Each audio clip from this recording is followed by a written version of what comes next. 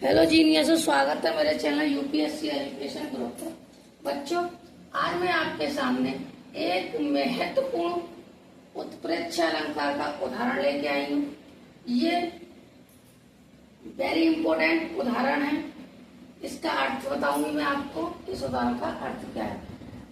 अलंकार के उदाहरण के साथ ये जब काव्य में है बिहारी सत्साई द्वारा ये पंक्ति ली गई है, जो बिहारी सत्साई है उनके ही सत्साई में से पंक्तियां ली गई है। इसका नॉर्मल भी ये सारी पंक्तियां लिख दी जाती हैं और कहा जाता है आपको कि इन पंक्तियों का संदर्भ सहित व्याख्या अपने शब्दों में कीजिए। संदर्भ सहित व्याख्या करके इनका अर्थ होता है ये।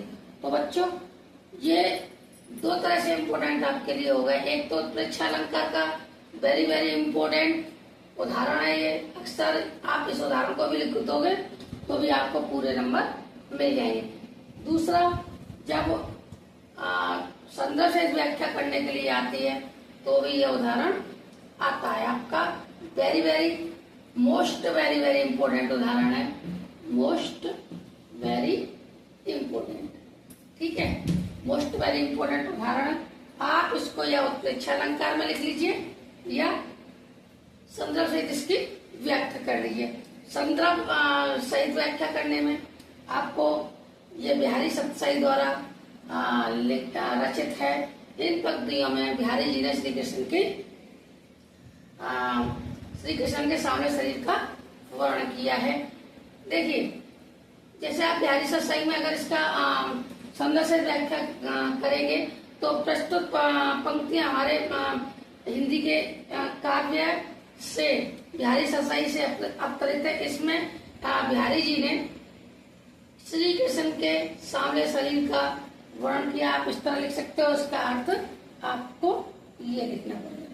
लेकिन मैं दोनों तरह से आपको समझा दी। उत्प्रेक्षा अलंकार का उदाहरण है तो आप ये लिख सकते हो, और अगर आपको संदर्भ सहित व्याख्या करने के लिए है तो भी आप इनको लिख सकते हो। प्रस्तुत पंक्ति हमारे हिंदी के पाठ के बिहारी सत्साई से ली गई है। तो जो इसके रचयिता हैं वो बिहारी जी हैं। ये लिख के इसमें बिहारी जी ने श्री कृष्ण के लिए के सामने शरीर पर पीले वस्त्रों का बहुत ही मनमोहक वर्णन किया। ये लिख के आप इसका अर्थ लिख सकते हो। अर्थ तो मैं आपको अभी बता देती। चलिए मैं बताती हूँ। वेरी इंपॉर्टेंट आपका जो पंक्तियां हैं इसका मैं आपको अर्थ बता देती हूँ। सोहत ओढ़ पीठ पटु श्याम सरोने